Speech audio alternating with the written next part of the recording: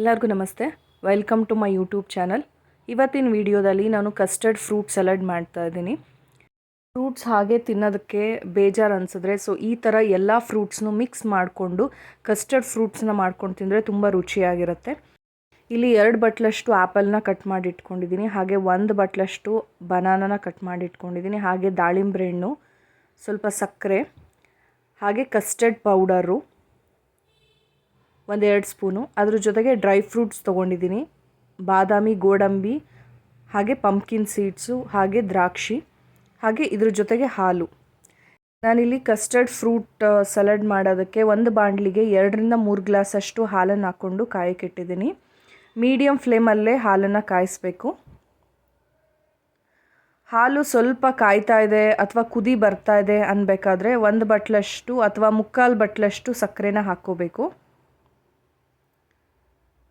ಸಕ್ಕರೆ ಕರಗೋವರೆಗೂ ಇದನ್ನು ಕಾಯಿಸ್ಬೇಕಾಗತ್ತೆ. ಚೆನ್ನಾಗಿ ತಿರುಗಿಸ್ಬೇಕು, ಸಕ್ಕರೆ ಕರಗಬೇಕು.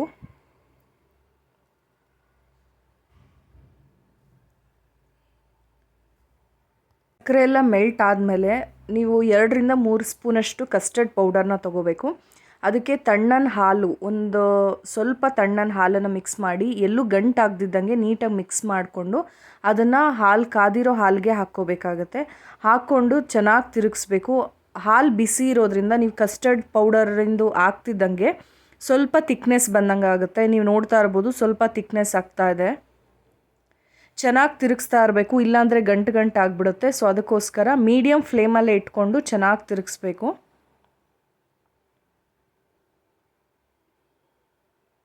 ಸೊ ಒಂದು 5 to 10 ಮಿನಿಟ್ಸ್ ಈ ಥರ ಚೆನ್ನಾಗಿ ತಿರುಗಿಸ್ಕೊಂಡು ಬಿಸಿ ಮಾಡ್ಕೊಳ್ಳಿ.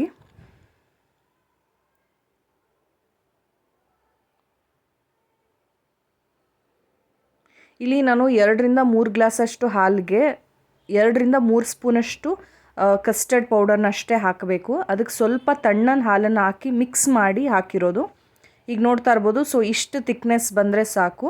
ಒಂದು 5-10 ನಿಮಿಷ ಚೆನ್ನಾಗಿ ಕುದಿಸ್ಬಿಟ್ಟು ಸ್ಟವ್ನ ಆಫ್ ಮಾಡಬೇಕು. ಸ್ಟವ್ ಆಫ್ ಮಾಡಿ ಕಂಪ್ಲೀಟಾಗಿ ಕೂಲ್ ಆಗೋದಕ್ಕೆ ಬಿಡಬೇಕು. ಸೊ ಈಗ ಇದು ತಣ್ಣಗಾಗಿದೆ ಅಂದಮೇಲೆ ನೀವೇನು ಫ್ರೂಟ್ಸ್ನ ಹಾಕ್ತೀರಾ, ಸೊ ಇದ್ರ ಜೊತೆಗೆ ಬೇರೆ ಫ್ರೂಟ್ಸ್ನೂ ಹಾಕ್ಬೋದು. ಇದ್ದರೆ ದಾಳಿಂಬೆ ಹಣ್ಣು, ಆ್ಯಪಲ್ಲು, ಹಾಗೆ ಆ್ಯಪಲ್ನ ನಾನು ಸಿಪ್ಪೆ ತೆಗೆದುಬಿಟ್ಟು ಕಟ್ ಮಾಡಿ ಹಾಕಿದ್ದೀನಿ. ಸೊ ನೀವು ಸಿಪ್ಪೆ ಸಮೇತನೂ ಹಾಕ್ಕೋಬೋದು. ಅದ್ರ ಜೊತೆಗೆ ಡ್ರೈ ಫ್ರೂಟ್ಸ್ನೆಲ್ಲ ಹಾಕ್ಕೊತಾ ಇದ್ದೀನಿ. ಇದ್ರ ಜೊತೆಗೆ ನೀವು ಸಪೋಟ ಆಗಿರ್ಬೋದು ಅಥವಾ ಬೇರೆ ಇನ್ಯಾವುದಾದ್ರೂ ಫ್ರೂಟ್ಸ್ ಹಾಕ್ಕೊತೀನಿ ಅಂದ್ರೂ ಹಾಕ್ಕೋಬೋದು. ಇದಕ್ಕೆ ನೀವು ಶುಗರ್ ಏನಾದರೂ ಬೇಡ ಅನ್ನೋದಾದರೆ ಸೊ ತಣ್ಣಗಾದಮೇಲೆ ನೀವು ಜೇನುತುಪ್ಪನ ಹಾಕ್ಕೋಬೋದು. ಅಂದರೆ ಶುಗರ್ ಸ್ಕಿಪ್ ಮಾಡಬೇಕು ಅಂದರೆ ಸ್ಕಿಪ್ ಮಾಡ್ಬೋದು.